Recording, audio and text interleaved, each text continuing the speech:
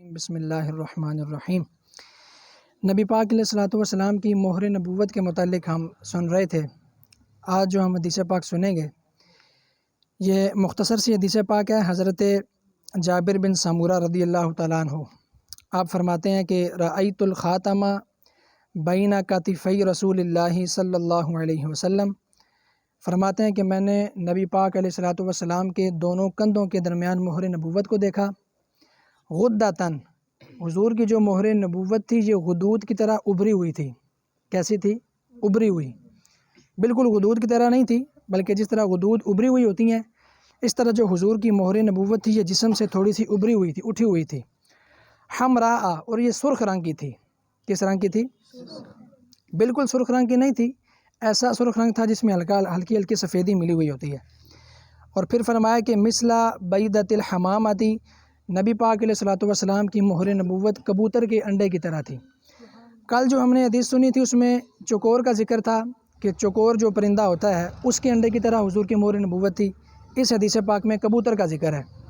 تو حضرت جابر بن سمورہ جو صحابی رسول ہیں ان کو بھی نبی پاک علیہ الصلوۃ والسلام کی مہر نبوت دیکھنے کی سعادت ملی ہے۔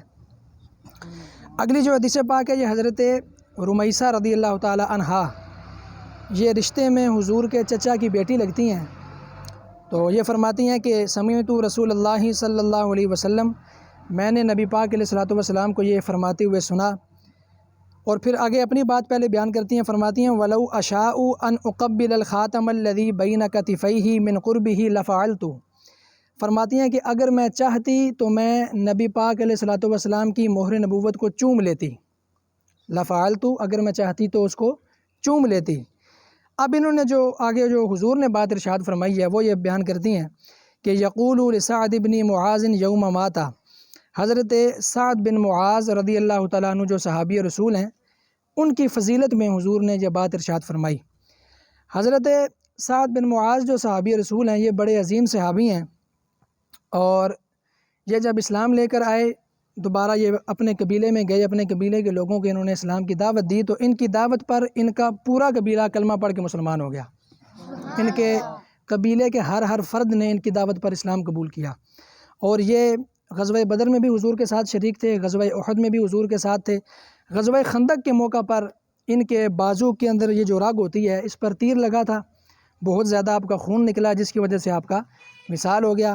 اور یہ حاشیے کے اندر بات موجود ہے کہ ان کو جنت البقیع کے اندر دفن کیا گیا اور ان کے جنازے میں 70,000 ملائکہ نے شرکت کی تھی۔ کتنے فرشتوں نے؟ ان کے جنازے کے اندر 70,000 فرشتے جو ہیں وہ حاضر ہوئے تھے، یہ ان کی شان ہے۔ تو جس دن ان کا وصال ہوا اسی دن حضور نے ان کے بارے میں ارشاد فرمایا کہ اہتز لہ عرش الرحمن، کہ حضرت سعد بن معاذ کی موت کی وجہ سے اللہ تعالیٰ کا عرش بھی جھوم اٹھا ہے۔ اللہ کا عرش بھی جھوم اٹھا، ہل اٹھا، یعنی ان کے وصال کی وجہ سے کہ اب ان کی مبارک روح اللہ کی بارگاہ میں پیش کی جائے گی، تو اس وجہ سے جو اللہ تعالیٰ کا عرش تھا اس کو بھی وجد آ گیا، اس کو بھی وجد آ گیا، اور ان کے وصال کے دن اللہ تعالیٰ کا جو عرش ہے وہ بھی جھوم اٹھا۔ تو یہ حضرت سعد بن معاذ کی فضیلت اور شان ہے۔ ایک روایت میں آتا ہے کہ ایک مرتبہ نبی پاک علیہ الصلوۃ والسلام کی بارگاہ میں ریشمی لباس بطور تحفہ پیش کیے گئے۔ ویسے ریشم مرد پر حرام ہے، ریشمی لباس مرد نہیں پہن سکتا، یہ جائز نہیں ہے، لیکن اس کی حرمت سے پہلے کی یہ بات ہے کہ حضور کی بارگاہ میں کسی نے ریشمی لباس بطور تحفہ پیش کیے، تو وہ ریشمی لباس آپ کو پتہ ہے بڑا نرم ہوتا ہے، بڑا ملائم ہوتا ہے۔ تو صحابہ کرام نے جب وہ نرم اور ملائم لباس دیکھے تو صحابہ کرام بڑے حیران ہوئے۔ تو نبی پاک علیہ الصلوۃ والسلام نے ارشاد فرمایا کہ تم ان کپڑوں پر ملائم ہو رہے ہو، تم ان ملائم کپڑوں پر متعجب ہو رہے ہو، اللہ تعالیٰ نے سعد بن معاذ کو اس سے زیادہ نرم اور ملائم کپڑے جنت کے اندر عطا فرمائے ہیں۔ یعنی جنت کے اندر جو ان کو لباس ملا ہے وہ اس سے زیادہ نرم اور ملائم ہے۔ تو یہ حضرت سعد بن معاذ رضی اللہ تعالیٰ عنہ کی فضیلت تھی۔ اللہ رب العزت کی پاک بارگاہ میں دعا ہے اللہ تعالیٰ ہمیں نبی پاک علیہ الصلوۃ والسلام کا حلیہ یاد رکھنے کی توفیق نصیب فرمائے۔ اللہ تعالیٰ ہم سب کو حضور کی سیرت پر عمل کرنے کی توفیق عطا فرمائے۔